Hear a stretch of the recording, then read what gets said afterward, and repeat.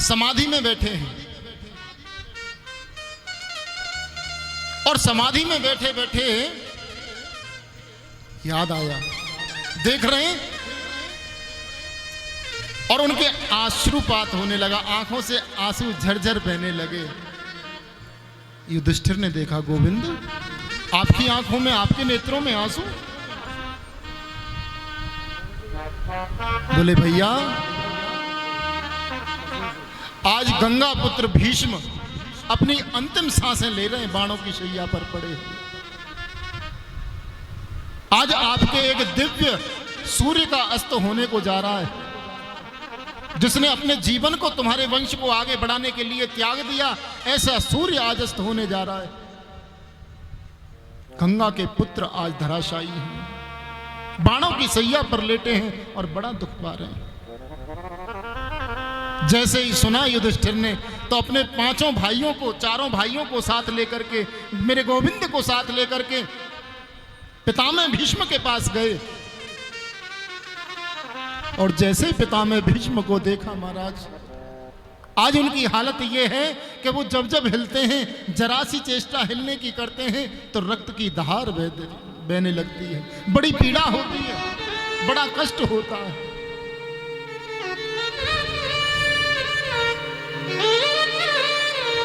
बड़ा दुख हुआ पितामह, जिसकी उंगली पकड़ करके हमने चलना सीखा, जिसकी गोद में हमने अपने जीवन को जिया है, ऐसे हमारे पितामह हमें छोड़ करके जा रहे हैं। पांचों भाई रोने लगे, पांचों भाई रोने लगे। उस समय देवी द्रौपदी हंसने लगी। देवी द्रौपदी को हंसी आ गई। पितामह ने कहा कि देवी, अच्छे घर की स्त्रियों को ऐसे समय पे दांत नहीं दिखाने चाहिए, ऐसे समय पे नहीं हंसना चाहिए, और ऐसे समय पे क्या, समाज में कभी अच्छी स्त्रियों को बहुत जोर से हंसना नहीं चाहिए। बोले पितामह, हंसी का कारण जानते हो? हंसी का कारण यह है कि आज जो ज्ञान तुम दे रहे हो, आज इतना दुख जो पा रहे हो, जानते हो इसका कारण क्या है? इसका कारण वो है कि जिस समय दुशासन मेरे चीर को खींच रहा था और मैं हाथ जोड़ करके तुम्हारी प्रार्थना कर रही थी, तुमने मौन धारण कर लिया। अरे रोक नहीं सकते थे तो एक बार विरोध तो करते कि ये मेरे पौत्र वधू है, मेरे पौत्र की पत्नी है, मेरे सामने ये कर्म कर रहे, अरे कम से कम उनका विरोध ही कर देते। पितामह ने हाथ जोड़ लिए, देवी मैं मानता हूं ये मेरी गलती है, पर इसका कारण जानती हो क्या है? इसका कारण है कि मैंने कौरवों का नमक खाया था, मैंने उनका अन्न खाया था, तो वो पाप मेरे हृदय में था। क्योंकि जैसा खाओगे अन्न ऐसा होगा मन। और आज अर्जुन के बाणों ने उनके अन्न से बने हुए रक्त का एक एक कतरा मेरे शरीर से निकाल दिया। आज जो कुछ भी है ये मेरे पिता शांतनु, मेरी माता गंगा का है। ये मेरे पिता शांतनु और मेरी गंगा माता का है। महाराज बड़े सुंदर उपदेश पितामह भीष्म ने युधिष्ठिर को दिए। बड़ा सुंदर शास्त्र है, आप सब परिचित होंगे, महाभारत पूरा वार्तालाप है युधिष्ठिर और पितामह भीष्म का। पितामह भीष्म ने राजनीति, धर्म, स्त्री धर्म, गृहस्थ धर्म आदि आदि सबके ऊपर प्रवचन दिया। सभी महात्माओं को जब पता चला, सभी ऋषियों को पता चला कि पितामह भीष्म अपने अंतिम सांस ले रहे हैं, तो जिसने भी जैसे जैसे जब जब सुना दौड़ा चला आया कि सुंदर उपदेश। पितामह भीष्म को बड़ा ज्ञान है। बंधुओं जानते हो ये गंगा के पुत्र हैं, गंगा जी के पुत्र हैं। जिसने जब जैसे भी सुना वो दौड़ा चला आया कि पितामह के अंतिम समय दर्शन हमें जरूर करने चाहिए। उस सभा में परशुराम जी भी आए। परशुराम जी से शत्रुता थी, परंतु परशुराम जी ने भी सुना तो दौड़ करके चले आए। ये कथा हमें इशारा भी करती है बंधुओं, देखो किसी के अच्छे में जाओ या ना जाओ, पर किसी के दुख में शामिल जरूर होना। अगर हमारी आंखों के सामने कोई दुखी है तो उसके दुख में शामिल जरूर होना। अपना कौन है? अपना वो है जो दुख में हमारे साथ रहे। सुख में तो सब हमारे साथ होते हैं, पर जो दुख में हमारा साथ दे वो हमारा अपना है। आपको एक बात बताऊं, आप सब अनुभवी हैं। हमसे जितने भी जुड़े हुए रिश्ते हैं ना, जब समय अच्छा होता है ना तो सब अपने होते हैं। जरा सी समय ने करवट ली महाराज, ये अपने सबसे पहले अपना रंग बदलते हैं। ये अपने सबसे पहले रंग बदलते हैं। और मैं तो ये कहूं, जो केवल सुख में अपने हैं, ऐसे अपनों का तो होना ना होना बराबर है। ऐसे लोगों को जीवन से निकाल फेंको, क्योंकि ऐसे व्यक्ति जीवन पर्यंत आपको केवल और केवल दुख देंगे, केवल और केवल दुख देंगे।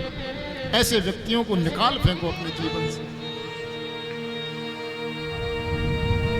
पितामह भीष्म ने सुंदर उपदेश दिया। पितामह भीष्म कहते हैं कि युधिष्ठिर, हे धर्मराज, तुम्हारे जीवन में इतने दुख आए,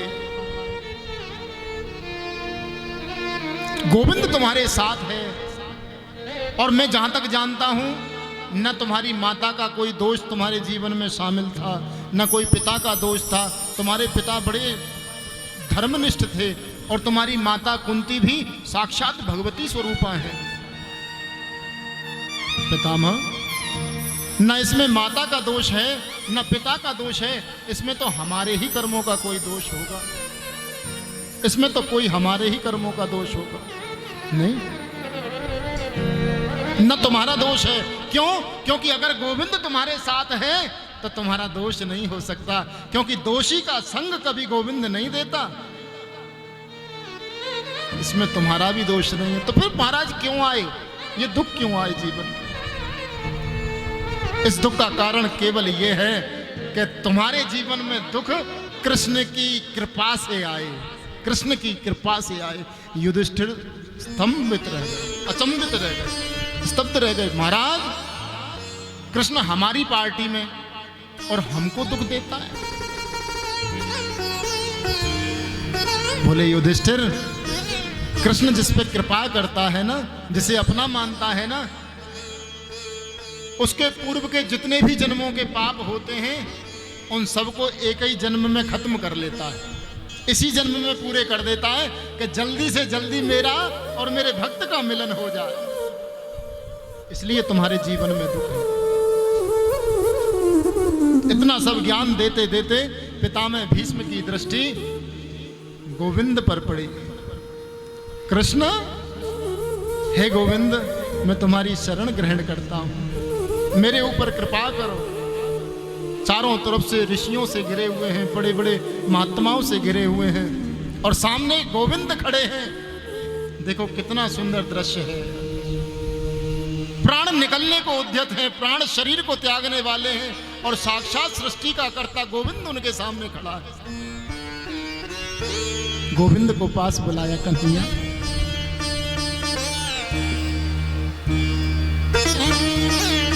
प्रभु, मेरी अंतिम इच्छा यही थी और जो आपने पूरी कर दी। कि क्या? कि मैं सोचता था, चाहता था कि जब मेरे प्राण मेरे शरीर को त्यागे ना, तो मेरा गोविंद मेरे सामने हो, मेरा गोविंद मेरे सामने हो। कहने लगे, प्रार्थना करी कि कृष्ण, मेरी एक बेटी है, मेरी एक बेटी है और उसका विवाह मैं आपके साथ में करना चाहता हूं। अब सब स्तब्ध रह गए। अरे महाराज, जीवन पर्यंत जिन्होंने भीष्म प्रतिज्ञा आजीवन अविवाहित रहने की आज पता चला उनकी बेटी है। बोले वो बेटी कोई और नहीं, वो मेरी बुद्धि है। ये बुद्धि हमारी बेटी है बंधुओं। देखो,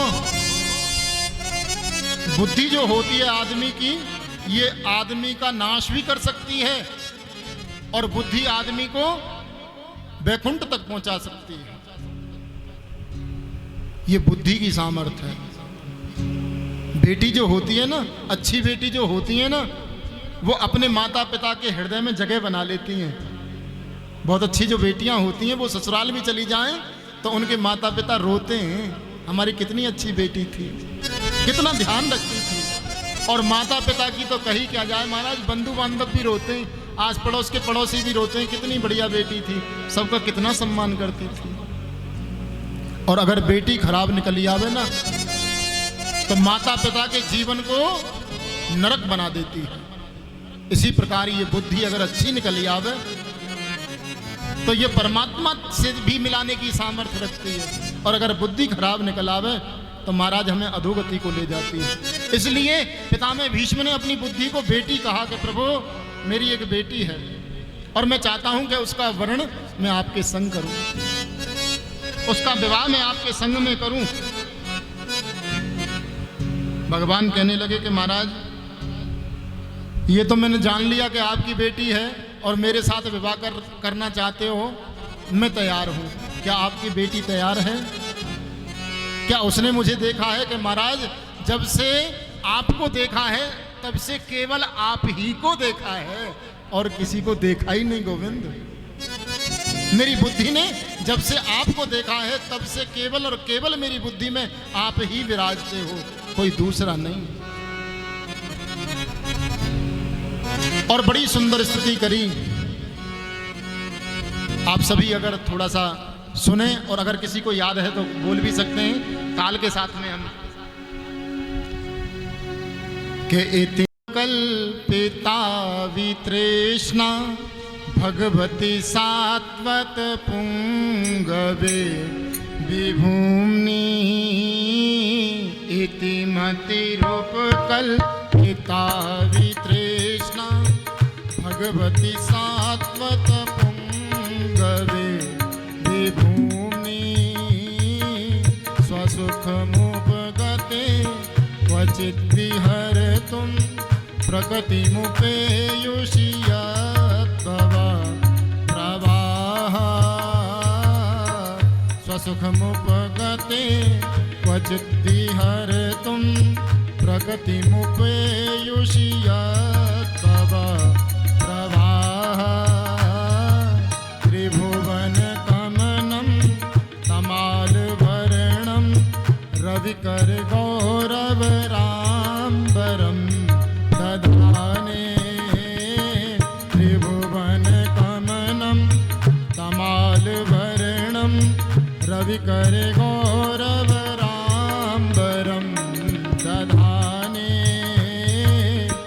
वपुरलककुला रताननाब्जं विजयसखेरतिरस्तु मे नवध्या वपुरलककुला रताननाब्जं विजयसखेरतिरस्तु मे नवध्या।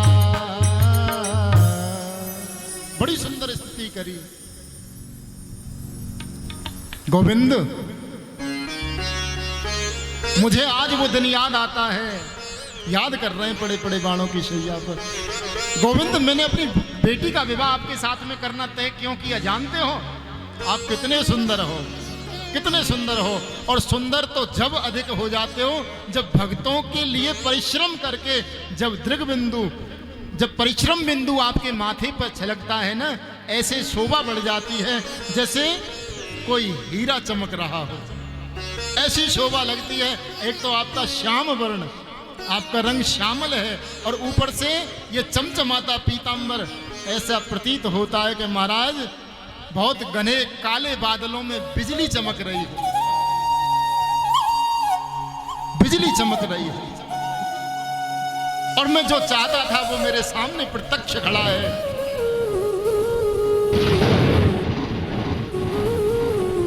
बंधुओं याद कर रहे हैं कि जिस समय युद्ध हुआ था उस समय दुर्योधन ने मुझसे आकर के, किसके कहने पर, शकुनी के कहने पर एक बार कहा, आज 8-9 दिन बीत गए और पितामह भीष्म को तुमने सेनापति बना दिया, पर उनकी तरफ से कोई मदद हमारे लिए नहीं हुई, हमारे सैनिक रोज मारे जा रहे हैं।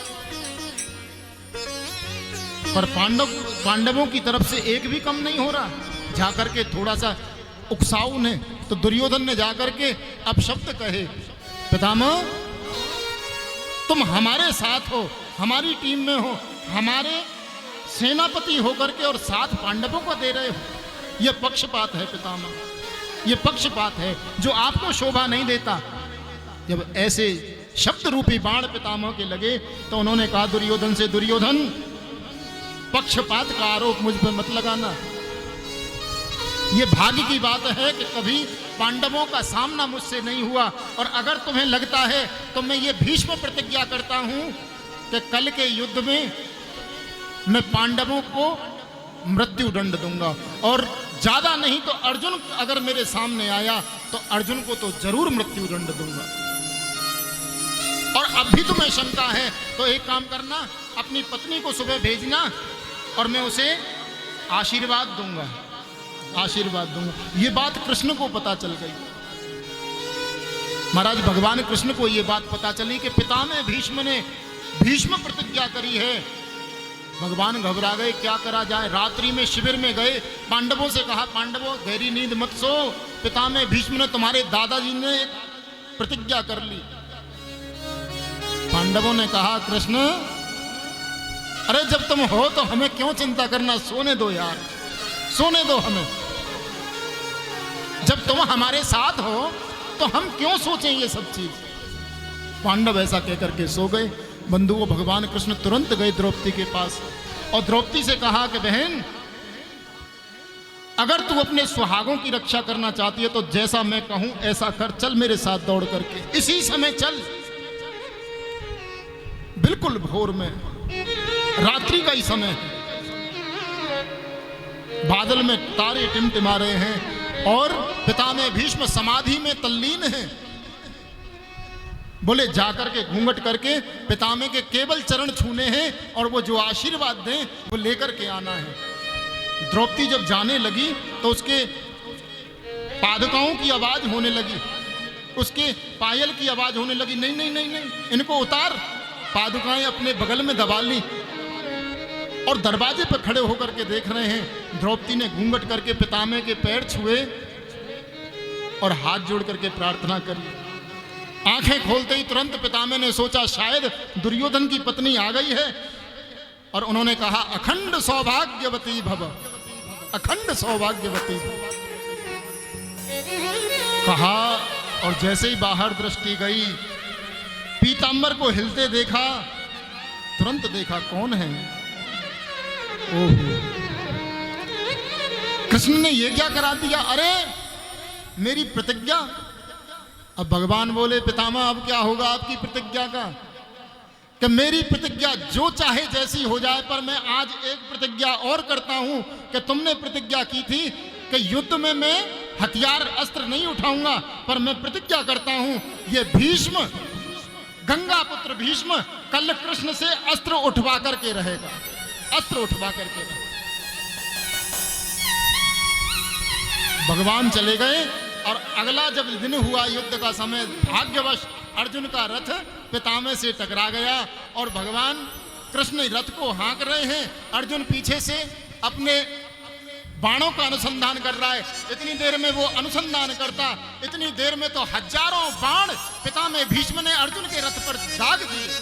अर्जुन घबरा गया, अर्जुन घबरा गया, ये क्या हुआ, कृष्ण रक्षा करो, कृष्ण रक्षा करो।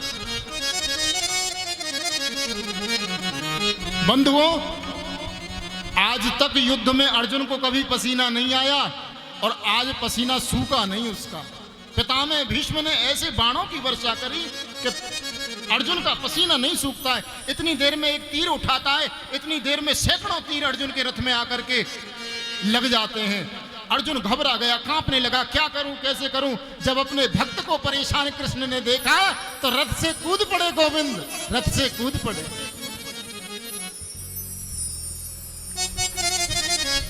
महाभारत में मैं पढ़ रहा था कि 2 योजन तक अर्जुन ने पैर पकड़ रखा है भगवान का और 2 योजन तक भगवान रथ का पहिया हाथ में पकड़े कि मैं नहीं, अपने भक्त का नाश नहीं होने दूंगा। अरे ये भीष्म पितामह मेरे भक्त को मारेगा। मैं इसको नहीं मारने दूंगा। 2 योजन तक अर्जुन को खींचते ले गए और अर्जुन खिचड़े चले गए। वो रोकते हैं, भगवान ऐसा मत करो, मेरी प्रतिज्ञा के लिए अपनी प्रतिज्ञा मत तोड़ो। अरे कृष्ण ऐसा क्यों करते हो, हमारे लिए अपनी प्रतिज्ञा तोड़ते हो। भगवान पहुंच गए और पितामह भीष्म ने भगवान कृष्ण के भी ऊपर बाणों का प्रहार किया, जिससे उनका कवच टूट गया महाराज। और भगवान रथ का पहिया लेकर के पितामह भीष्म के बिल्कुल सामने खड़े हो गए। और जब भगवान पितामह भीष्म के सामने खड़े हो गए, पितामह हाथ जोड़ करके भगवान के चरणों में गिर पड़े। हे प्रभु, हे गोविंद, मैं यही तो चाहता था, मैं यही तो चाहता था। मैंने प्रतिज्ञा की कि मैं पांडवों का वध करूंगा, पर आपने द्रौपदी को भेज करके वो मेरी प्रतिज्ञा नष्ट करवाई। फिर मैंने प्रतिज्ञा की कि मैं आपकी प्रतिज्ञा को तोड़वाऊंगा, पर धन्य हो प्रभु, मेरी प्रतिज्ञा की लाज रखने के लिए आपने अपनी प्रतिज्ञा को तोड़ दिया, अपनी प्रतिज्ञा को तोड़ दिया। प्रबल प्रेम के पाले पड़कर प्रभु को नियम बदलते देखा। अपना मान टले टल जाए, पर भक्त का मान न टलते देखा, भक्त का मान न टलते देखा। आज भगवान ने इशारा कर दिया अर्जुन को, सुला दो बाणों की सैया पर। और महाराज अर्जुन ने इतने तीर मारे, इतने तीर चलाए कि पितामह भीष्म के शरीर में इतनी जगह नहीं बची जिसमें सुई चुभो सको। सुई चुभोने की जगह नहीं छोड़ी, इतने तीरों की शैया बना करके और उनको लिटा दिया। आज जब जब हिलते तब तब बड़ी पीड़ा होती। और हाथ जोड़ करके प्रार्थना करने लगे, प्रभु के देहांत काले प्रभु सामने हो और मुरली बजाते मन को लुभाते, गाता यही नाथ मैं तन को त्यागूं, हे नाथ नारायण वासुदेवा। आज पितामह भीष्म सोच रहे हैं, चारों तरफ ऋषियों का जमावड़ा है, सब ऋषियों के दर्शन मुझे अंत समय में हो रहे हैं। उत्तरायण सूर्य है जिसका ऋषिगण जन्म जन्मांतर तक इंतजार करते हैं प्राण त्यागने के लिए। आज वो शुभ घड़ी आ गई है और साक्षात कृष्ण मेरे सामने है। आज भी मैंने प्राण नहीं त्यागे तो मुझसे बड़ा अभागा कोई नहीं है, मुझसे बड़ा अभागा कोई नहीं है। कि इतना तो कर न स्वामी, प्राण तन से निकले, गोविंद नाम लेकर मेरे प्राण तन से निकले। कि इतना